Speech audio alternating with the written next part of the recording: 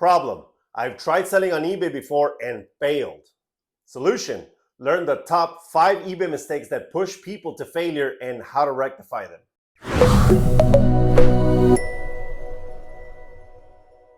Damien here with Resolutions. My goal is to identify problems and provide practical solutions that work without having you sit through long videos filled with nonsense. Let's get to it. Does this sound like you or someone you know? I've tried selling on eBay and it's bullshit. All the hype you hear is nonsense. Look at me. I tried it for a while and failed. People on YouTube are just straight up lying to you. You look the part.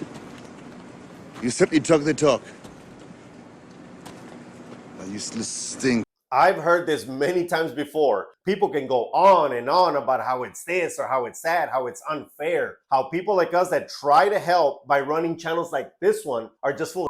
They stick to their guns and they say that the education we impart only works for us and no one else. Well, if this is you, don't fret. Let me put all that negativity to rest. You can only consider yourself a failure when you quit, when you stop, when you say, ya valió, mejor ya no. But if you follow a solid plan of action and keep trying, you will eventually succeed. What I'm about to show you is what I consider to be the top 5 mistakes that people make that pushes them to fail when selling on eBay. Once you know what they are, you can steer clear. I don't know what that is. I am also going to provide a personal challenge that may just change your life. I have completed the challenge before, and I can tell you from experience that it does work. Mistake number 1, and hands down the most important of all, is lack of consistency. Without getting too preachy, consistency is key to achieving anything worthwhile in this life. It goes way past selling on eBay and it impacts every aspect of your existence. Think about it. Has there been a time when you said you were going to diet for 6 months and quit after just 2 weeks? You wanted to work out 5 days a week this whole year and ended up at the gym only a few times? Oh yeah,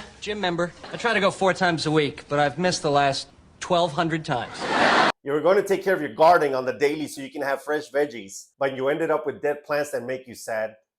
Same goes for reselling. Most people fail because they are not consistent with what they say they want. Let me provide the most basic example speaking in the first person. I want to list 5 items a day for 90 days. If I can do that, I can make enough money to pay for my car payment. So the first 2 weeks went great. Then I skipped 1 day because of some to exclude actual emergencies because life happens and I'm not a robot. But then I skipped 2 days, then 3, then 1, then 4. Then by the time I know it, it's 90 days or 3 months. Instead of having 450 items listed in that time, I have 300. And that's me being generous. I feel dejected because I didn't make my goal. It sends me into a negative spiral and I lose sight of why I started to do this in the first place. I then make all kinds of excuses when deep down, I know I came up short because I didn't do what I said I was gonna do. If this is your story, so what? It sucks, yes, but you can fix it. How, you ask? By being a person of your word. You set yourself a goal and do anything and everything in your power to accomplish that. You say no to invitations that take your time. You say yes to actions that move you closer to your goal. You stay away from negative people and negativity in general. Lastly, you remember that you are not perfect, and if you make a mistake, miss a day, or just feel like you don't want to do it, you just keep going anyways because you promised yourself. That's the only way to do it. Don't make excuses, show results. Allow me to give you some insight on how I stay consistent. Mine is pretty simple, but it requires time to get used to it. I write everything down. I have a program on my iPad called GoodNote 5 that has a planner embedded into it that I follow and is synced across all my devices. So I never make the excuse of, I forgot something because I didn't have my planner. I hold myself responsible at all times for my successes and failures. I always have a plan and I always have a goal. And if something comes up that doesn't fit with either, then I don't do it. Consistency is key. Stick with it. Mistake number 2 is lack of patience. The reselling game will not make you rich overnight. It won't buy you that boat to party on. You're not going to be driving those Lambos you see in those videos of those gurus selling you some dream within 30 days. It won't solve all of your financial problems either. What it will do is make you a decent living, teach you to be patient, and invest in yourself. From experience, I started dabbling in reselling in 2009. That's a long time ago. I then got serious in 2015, incorporated in 2017, and it is 2023 now, and I can finally say that I'm a 6-figure seller because I did the work. I put in the time, sweat and tears, and went through the to get where I am today. Patience is so important because you have to play the long game. Unless you come across a product that sells out as fast as the pet rock did in the 70s. Being more pragmatic though, your items will sit on a shelf for a while. If you have a ton of money upfront to risk, great. But most people don't. You will have to sell what you can slowly and use the profits to keep putting it in your business, side hustle, hobby, or whatever you want to call it, so it can keep growing. This takes time. Trust me, it takes a lot of time.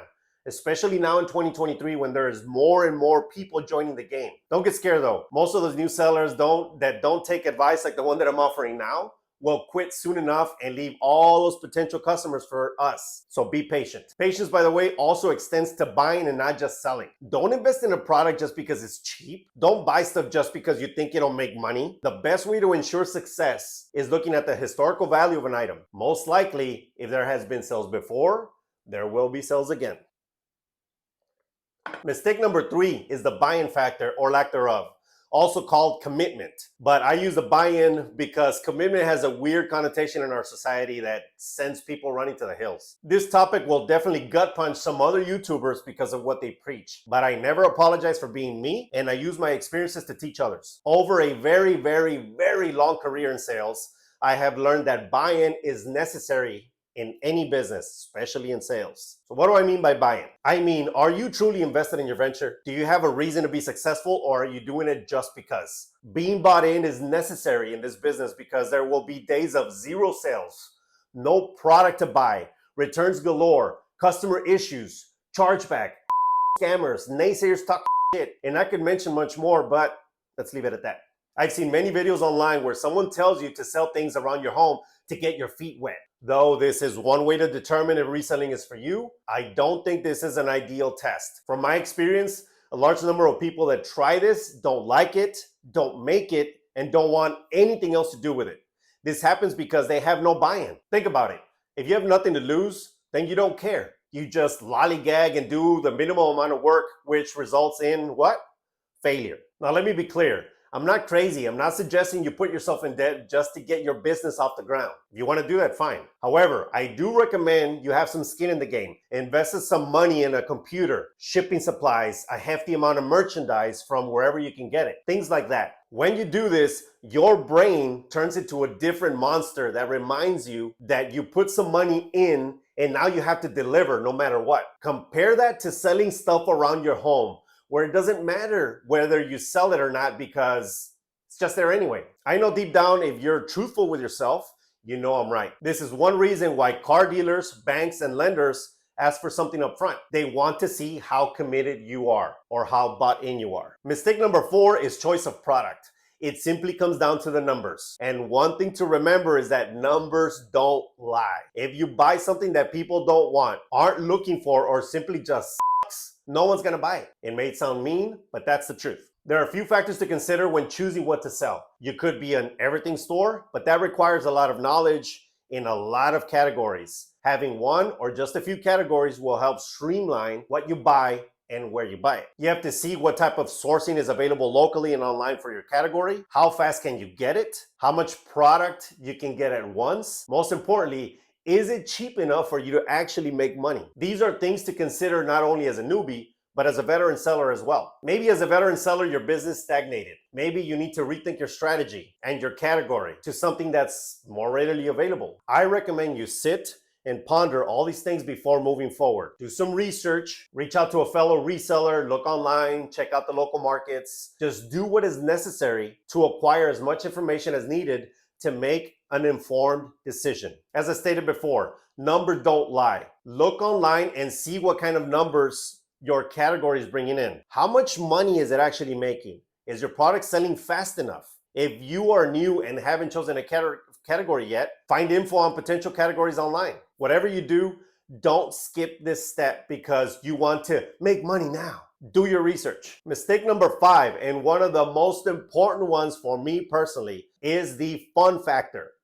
Do you find what you're doing exciting? Do you wake up thinking about it? And not in a weird way, but in a productive way. Are you constantly thinking about ways to improve your niche? Do you smile when you're working? Do you? I know you're not a clown and you're not going to be smiling all day like a crazy person, but there has to be some type of excitement in your work or else you won't do it. Plus, Who the hell wants to do something for 12 to 14 hours a day, every day, while being miserable? That sounds like hell on earth, if you ask me. If you choose to go into this business, you have to make it fun.